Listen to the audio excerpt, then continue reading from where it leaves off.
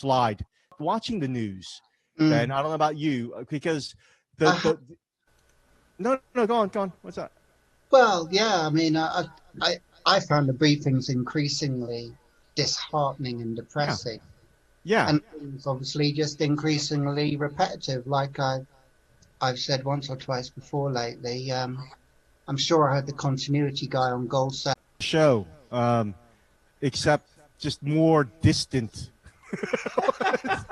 But probably with more people. I mean, because I did this show. My first show was Chink, and then my second show was No More Mr. Rice Guy, and in fact, it wasn't much of a success actually, because one of the Asian sort of comedians came up to me after my first show, No More Mr. Rice Guy, said, you know, Rick, I found that the content of your show was not only demeaning and taking us back centuries, I found the title of your show derogatory and highly racist. To which I replied, I deli sali, because I don't care, because you need to. Because you need to get into the gatekeepers. I mean, Peter, you know this, the gatekeepers, the BBC. I mean, stand-up comedy was essentially the prevalence of stand-up comedy was only thanks to the writers' strike during the BBC. There was a slot open. It was a cheap slot. They got Michael McIntyre in there, and that was it. So middle class. I had no idea, Rick. I had no idea. You had no idea. That's what it was all I'm about. actually trying to model myself a little bit more on sort of successful Asians like Phil Wang, because because he went to Cambridge.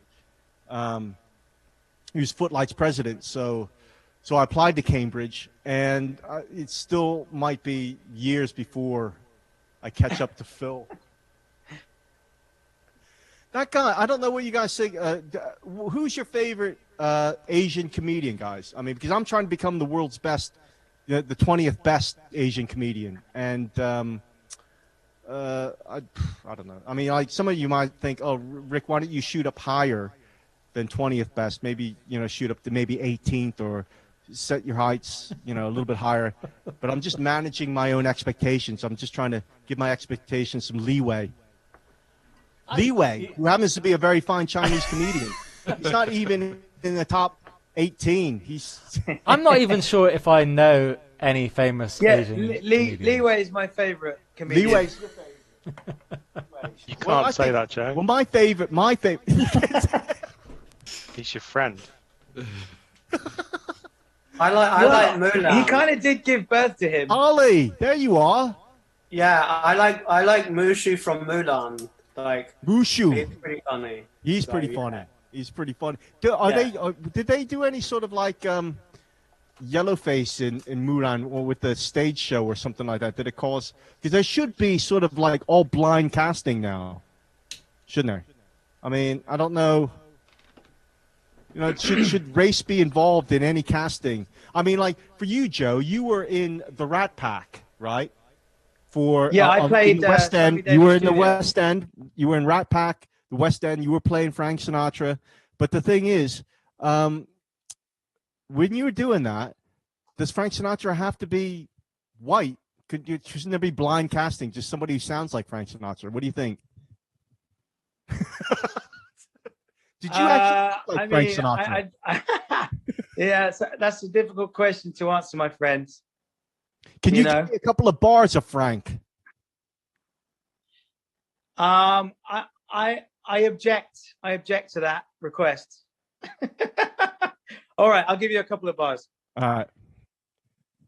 It happened in Monterey a long time ago. I met her in Monterey, in old Mexico. There you go. Very good. There's now been a copyright strike. That on this was Facebook fantastic. stream. That was lovely, man. I mean, I know Joe.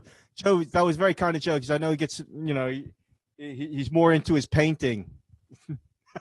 Yeah, I'm like one of those artists that only does art. Like, I don't like to do art for anyone else.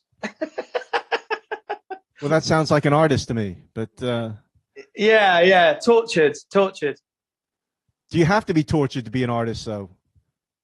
Phoebe, Yeah, but that's do you have to be? well, honestly, if we're talking like honestly, like I think honestly, I try not to be an artist. Like that's what because if I'm an artist all the time, I'll just die.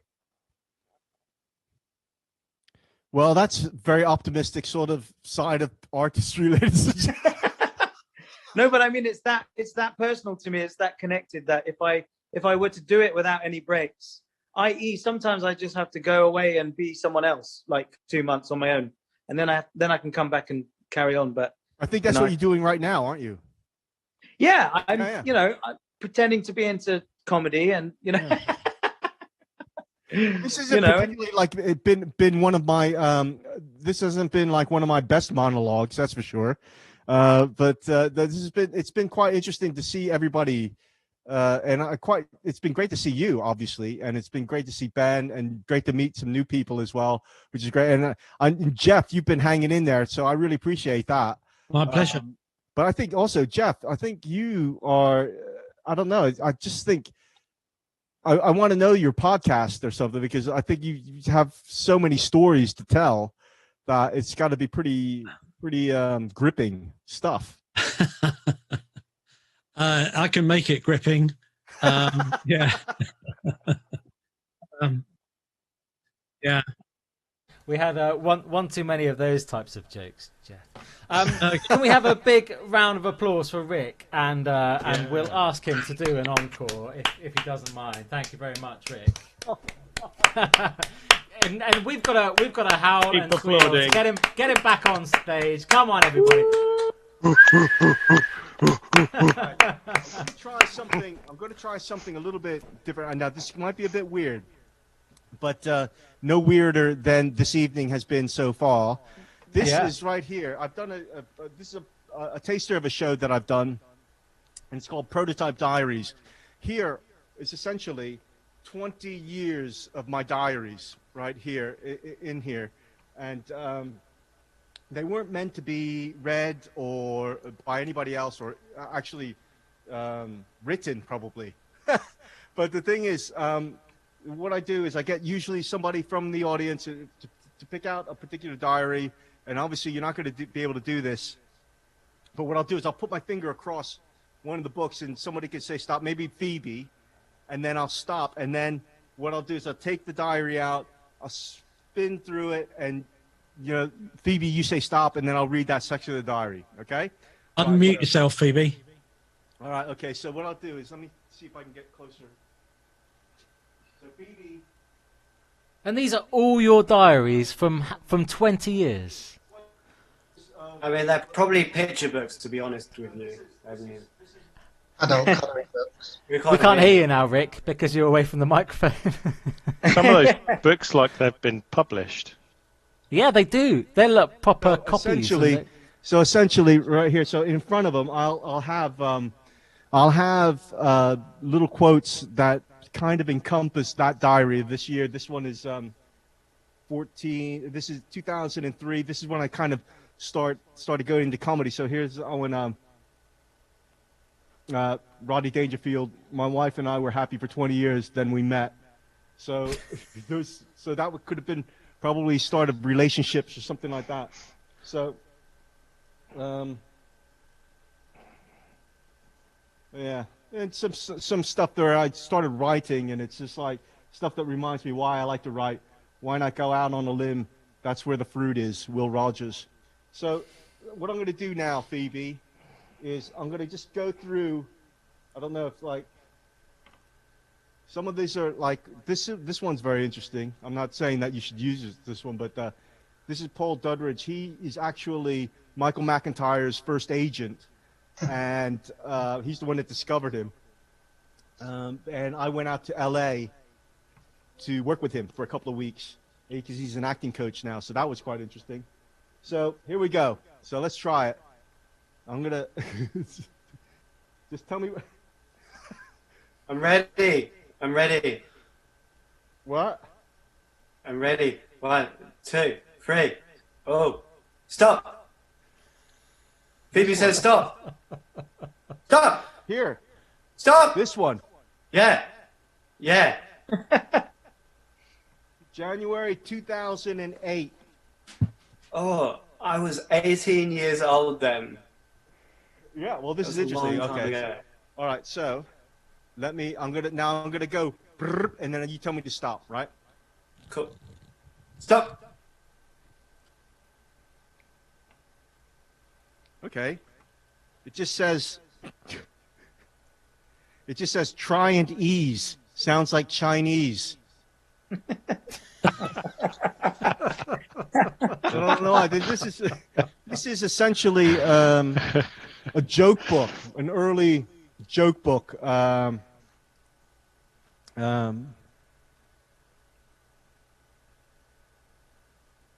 So some of this doesn't make sense, really. Give us a little bit more of that, Rick. Okay, all right, okay. Try and here ease is Chinese. Okay. All right, here's something, I don't know. British. Instead of who's your daddy, who is your father? But the thing, who's your father? That's quite a classic. I mean, How's your Pete, father? you know a little bit of how's your father. Actually, I went out on a date with an age-appropriate girl, a woman, and she said, "Oh," and He has to say that. And well, I have to say that. But when you go, oh, you want a little bit of how's your father? I pissed myself. I thought this is really funny. It's just about it's just like, what is it like when you go and you shoot your vinegar or whatever? your vinegar shot. Oh, I love Britain. Anyway, your vinegar shot. Have you ever heard of that, Pete? No, No it's idea your vinegar strokes. what that is. No idea. Your vinegar shot. No, it's your vinegar strokes. Your vinegar I've heard of that stroke. either. Right. Okay. Right. So I'm going to do one more. Do I got time for one more? Yeah, Peter? yeah. Please do one more. All right. Who wants to do it? Who wants to choose? Ben, you still I'll do there? it. Yeah. Yeah, I'm here. All right, Ben. Here we go. Okay. I'm gonna just tell me when to stop. Okay. Stop. Is it this one? Yeah, the red one. Yeah. This one? Yeah, I think so. This one? Yeah. Yeah. Yeah. Okay. Okay. This one is. What is it? Oh my God. This one I've written on here for the more intelligent, and you don't have to telegraph the Nazi stuff. And this is one of my first gigs, and that comment was by Peter Graham at Downstairs King's Head. So I used to write down stuff. And so I don't know what Nazi stuff it was, but oh yeah, and the front of it is war is nothing but the continuity of policy by other means. Karl von Clausewitz. Now Karl von that's oh my God, my Amazon. If you like Karl von Clausewitz, you'll like. Anyway, all right, okay, here we go. This is going to be interesting, Ben. I don't know why you chose this, but these are all notes from promoters. Right. Sounds ready? good. Ready? Here we go. Let me just do this. Tell me to stop. Stop.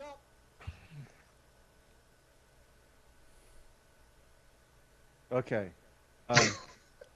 I think it was very old, though, and there's not a remix of the thing. I've got to tell you, they're like travelers.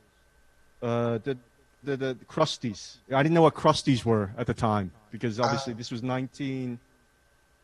2000 and what is it? 2005. Yeah. Or something. Is that a racial slur? Crusties. No, crusties isn't a racial slur. I mean, basically, this was the time I was writing racial slurs. Because it's very true. Because my daughter at the time, at the time.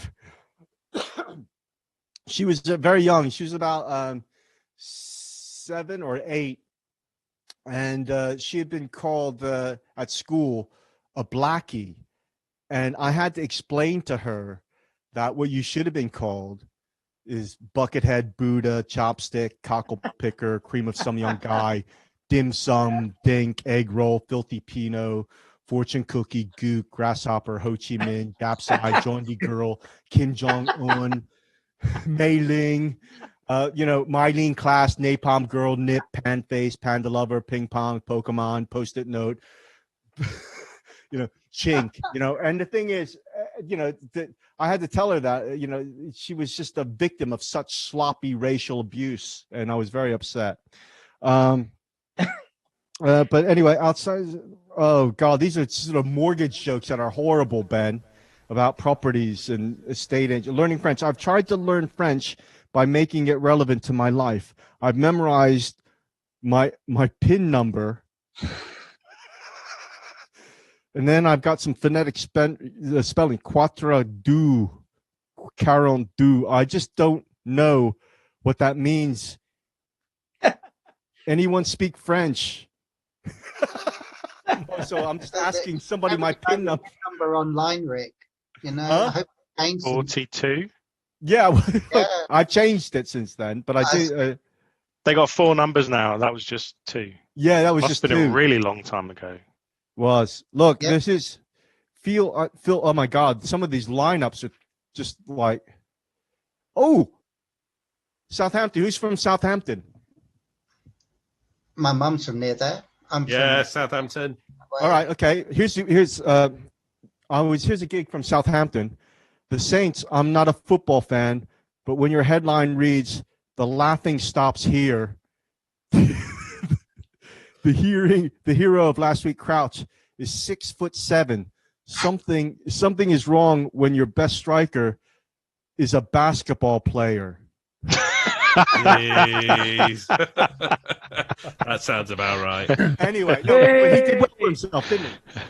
Anyway, guys, I think we should really do that. I think if you like the prototype diary thing, when I can actually have glasses that I can read it, that's been an interesting thing. I've done that show probably about 6 times at a place called Angel Comedy in the theater, and people have just really got into them. Because obviously I tell jokes within that, not like tonight. But look, Pete's left.